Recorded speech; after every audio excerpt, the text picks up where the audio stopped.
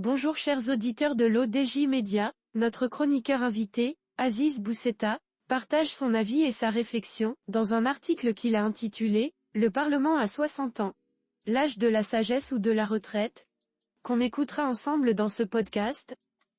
Notre journaliste entame sa présentation du sujet en disant « Notre Parlement à 60 ans, ça se fête car c'est l'âge officiel du début de la sagesse, et c'est aussi l'âge artificiel de la retraite, ou du retrait. C'est l'âge où un Parlement, en principe, doit compter sur l'échiquier dans l'équation politique d'un pays.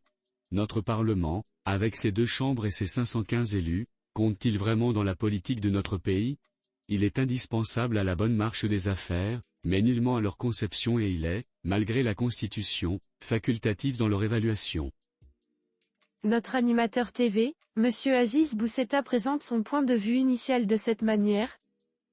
Comme dans certaines vieilles démocraties, où le parlementarisme est limité, et même rationalisé, l'institution législative au Maroc a un champ de législation explicitement encadré dans la Constitution, du fait qu'il limite à 30 le nombre de domaines relevant de sa compétence, alors même que le pouvoir réglementaire, gouvernemental est quasi illimité. Pour autant, concernant la Constitution marocaine de 2011, les experts constitutionnalistes s'accordent globalement sur l'idée que ce texte participe de sortir le Maroc de l'autoritarisme d'antan et forme un chemin vers un authentique parlementarisme. Cela prendra le temps qu'il faudra, et de fait, selon Mohamed Tauzi, l'un des pères de la nouvelle Constitution née, on s'en souvient, dans le contexte particulier et énervé du 20 février, le texte marque une grande avancée, en cela que le gouvernement n'est plus responsable devant le roi.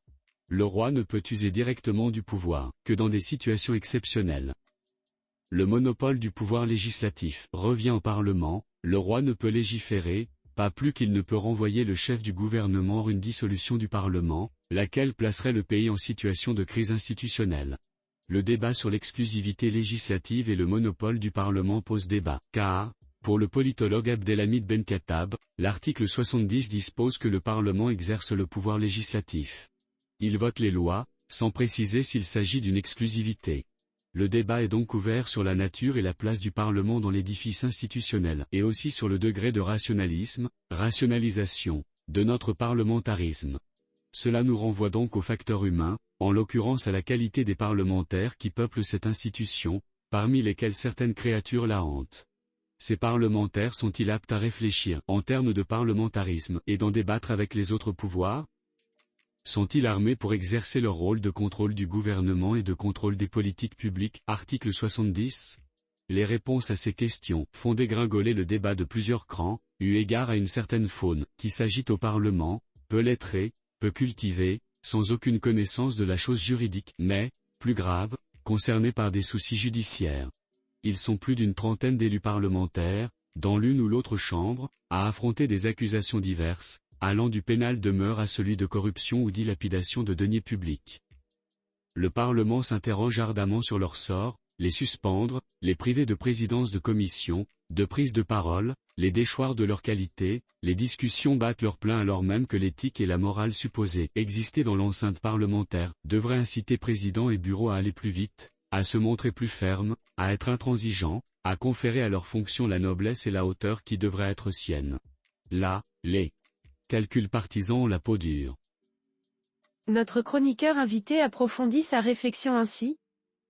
Dans son message adressé au Parlement à l'occasion du 60e anniversaire d'un Parlement qui a connu des hauts et des bas, le roi Mohamed VI a introduit cette très importante approche du parlementarisme marocain, qui procède d'un postulat, considérant la démocratie, non pas comme une recette toute faite ou un modèle potentiellement importable, mais plutôt comme le produit d'une construction locale authentique, compatible avec les spécificités nationales de chaque pays et ouverte aux principes universels de la démocratie représentative que sont, plus particulièrement, la garantie de scrutin libre et régulier, un système multipartite, l'alternance dans la gestion de la chose publique.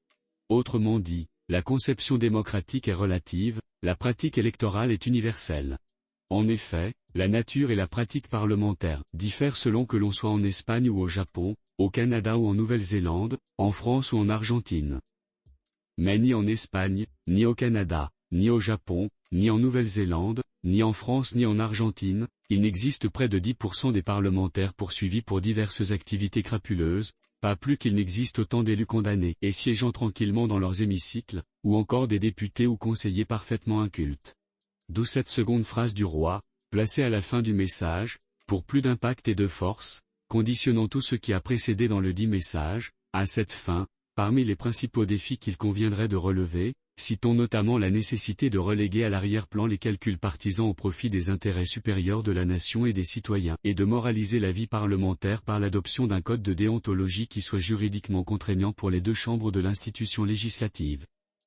Il faut également créer une synergie entre la pratique de la démocratie représentative et celle de la démocratie participative, affiner le profil des élites parlementaires et élues, et favoriser un accès accru des femmes et des jeunes aux institutions représentatives. L'auteur termine son article en ces termes. La première partie du message, la plus longue, est un rappel historique du parlementarisme marocain, destiné aux savants et aux sachants. La seconde, plus courte, est destinée aux chefs de parti, aux instances parlementaires, et aux juges.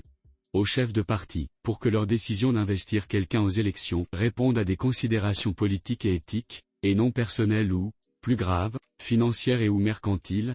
Aux instances dirigeantes parlementaires pour qu'elles sévissent, en dehors des calculs politiciens de bas étage.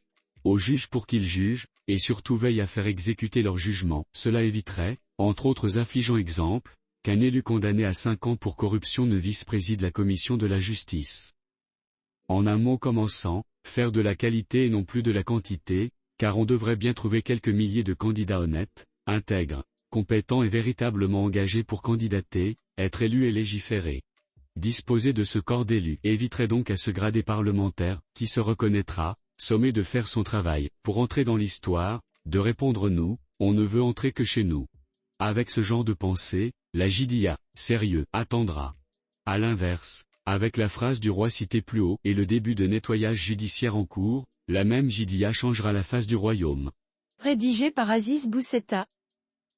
Merci d'avoir écouté ce podcast de l'ODJ Média, notre bouquet de supports numériques, portail, magazine mensuel connecté, web radio R212 dédié à la diaspora marocaine et web TV. N'oubliez pas de télécharger notre application l'ODJ Mobile sur Play Store et de vous abonner à notre chaîne YouTube l'ODJ TV. Alors, on se dit au prochain podcast de nos chroniqueurs invités, et à très bientôt.